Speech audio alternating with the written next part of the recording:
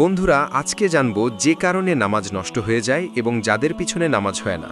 প্রথম বিষয়, যে কারণে নামাজ নষ্ট হয়ে যায়। নামাজের মধ্যে কথা বললে ইচ্ছাকৃতভাবে বা অনিচ্ছাকৃতভাবে হোক, বা ভুলে হোক বা নির্ভুলে হোক, সামান্য হোক বা বেশি হোক, সর্ব অবস্থায় নামাজ নষ্ট হয়ে যাবে। সালাম দেওয়া, অর্থাৎ কোনো ব্যক্তিকে সালাম দেওয়ার ইচ্ছাই সালাম বা তাসলিম কিংবা আসসালামু আলাইকুম অথবা এর অনুরূপ কোনো শব্দ বলে দেওয়া। সালামের উত্তর দেয়া বা হাঁচির উত্তরে ইরহামুকাল্লাহ কিংবা নামাজের বাইরে অবস্থানকারী কোনো ব্যক্তির দোয়া শুনে আমিন বলা। দুঃসংবাদ শুনে কান্নাকাটি করা, নামাজের মধ্যে উচ্চস্বরে হাসা। এবার জানব কাদের পিছনে নামাজ হয় না। পাগল মাতাল কাফের মুশরিকের পিছনে নামাজ হয় না।